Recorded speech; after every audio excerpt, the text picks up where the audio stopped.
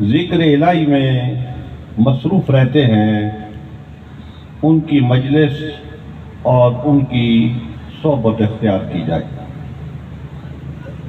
हमारे इस मुआशरे में उन लोगों को वली कहा जाता है जो सुबह व शाम ज़िक्र इलाही में मसरूफ़ रहते हैं, और वो वली इस दुनिया में होते हैं फिर यहाँ से चले जाते हैं। तो जब इस दुनिया में वो होते हैं तो आदमी उनकी मजलिस में जाता है, उनकी सोहबत से मुस्तफ़ीद होता है, और इसी से आदमी की दुनिया भी आबाद होती है और आखिरत भी आबाद होती है।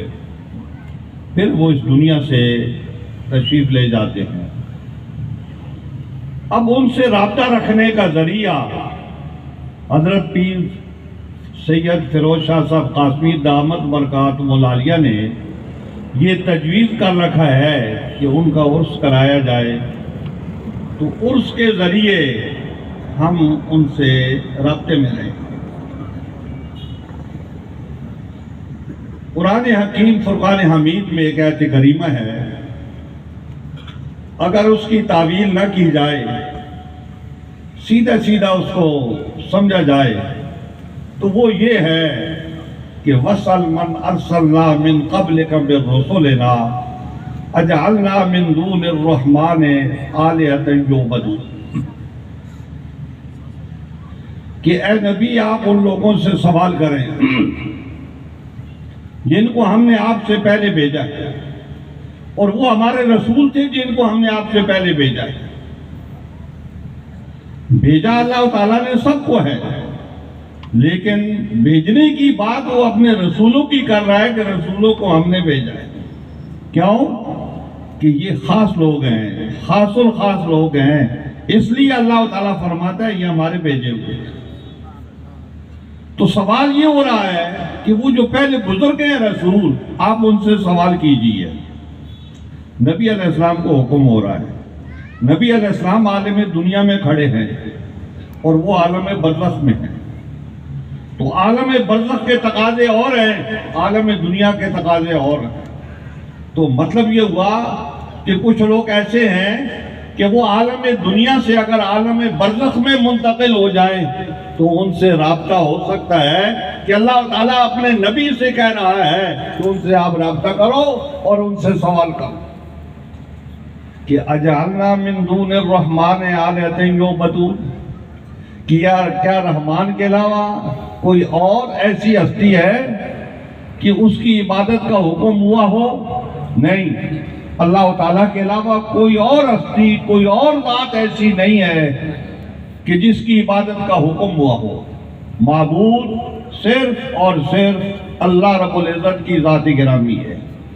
यही मकसद है ला इलाहा इल्लल्लाह। हज़रात गिरामी, बात यह है कि एक कुरान हकीम का ज़हर है और एक उसका बातिन है, और इसी तरीके से हमारी नमाज जो है इसका भी एक ज़हर है और एक बातिन है। ये जो बात मैं कह रहा हूँ कि कुरान हकीम का ज़हर भी है, बातिन भी है, तो ये हदीस शरीफ की बात है कि कुरान हकीम का ज़हर भी है और बातिन भी है। तो उसका ज़हर जो है वो उलमाए तफसीर ने तफसीरों में बयान कर दिया है, और इसी तरीके से नमाज है तो नमाज का ज़हर है। तो ये ज़हर जो है ये हमारे फुक़हा ने कुतुब फ़िक़ह में बयान कर दिया है कि नमाज से पहले आप ये काम करेंगे और फिर आप तकबीर तहरीमा कह के नमाज में दाखिल हो जाएंगे, और फिर जब उससे निकलने का वक्त आएगा तो आप कहोगे अस्सलामु अलैकुम व रहमतुल्लाह, तो आप नमाज से खारिज हो जाओगे, बाहर चले जाओगे। तो ये नमाज है, इसके अंदर यानी तकबीर तहरीमा से लेकर अस्सलामु अलैकुम व रहमतुल्लाह तक जो है, तो अब ये ज़हर है, उसका सारा ज़हर उन्होंने बता दिया कि इस तरीके से आपने नमाज पढ़नी है। लेकिन नमाज का एक बातिन भी है। हज़रात उलमाए किराम यहाँ पर तशरीफ़ फरमा है। अगर देखा जाए तो ज़हर का बातिन होना चाहिए, क्योंकि लोग ये समझते हैं नमाज यही है जो आपने अदा कर दी, तो हमारी फ़िक्र के हिसाब से यही नमाज है।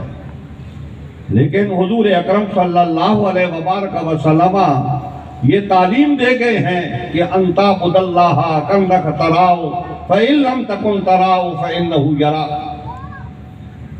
क्या आप अल्लाह की इबादत इस तरीके से करो गोया तुम उसको देख रहे हो। अगर तुम्हें यह मर्तबा हासिल नहीं है तो इस पे आ जाओ कि वो आपको देख रहा है। इसकी और तो एक तफसीर भी है, तशरीह भी है। मैं बात को लंबा नहीं करना चाहता हूँ, मेरा वक्त मुख्तसर है, तो इसलिए मैं मुख्तसर बात करना चाहता हूँ। तो हज़रात गिरामी, ये नमाज का बातिन है। ऐसी ही कुरान हकीम का एक ज़हर है और उसका एक बातिन है। ज़हर जो है उलमा तफसीर ने बयान कर दिया है और नमाज का ज़हर जो है वो हमारे फुक़हा कराम ने बयान कर दिया। सवाल यह है कि इसका बातिन किधर है?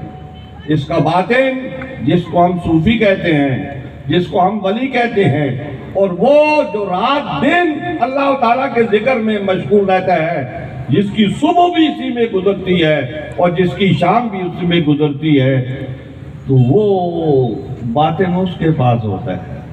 वो कुरान के बातिन की बात करता है तो वो भी तफसीर लिखता है, और फिर जब वो नमाज पढ़ता है तो वो नमाज के बातिन की बात करता है। तो जब नमाज की बातिन की बात होती है तो हज़रात गिरामी वो तरक्की दरजात का बायस होती है। जहाँ मर्तबा और मकाम बुलंद होता है वहाँ उसका मुशाहिदा भी बुलंद होता है। अगर ये कहा जाए कि इसका बातिन कुछ नहीं है, ये सिर्फ इतनी सी बात है कि आप ये पढ़ लिया आपने, आप फारिग हो गए,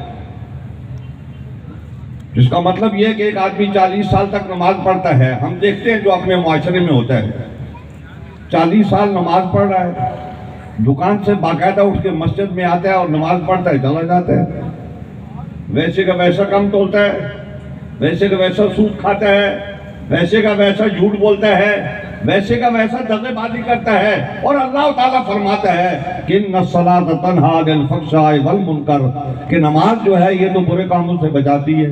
तो सवाल ये है कि वो नमाज भी पढ़े जा रहा है और बुरे काम भी किए जा रहे हैं। तो इसका मतलब ये है कि उसने सूफिया वाली नमाज पढ़ी नहीं है, और जिस नमाज की तालीम हकीकी तौर पे नबी अलैहिस्सलाम ने दी थी वो नमाज अभी उसने अदा नहीं की। कि हुजूर अकरम सल्लल्लाहु अलैहि वसल्लम का सहाबी एक नमाज पढ़ता था वो बदल जाता है, और ये 40 साल से नमाज पढ़ रहा है तो ये बदल नहीं। तो वो औलिया इकराम जिनको हम सूफी कहते हैं, जिनको हम वली कहते हैं, वो इस निज़ाम में रंगे हुए होते हैं। क्यों?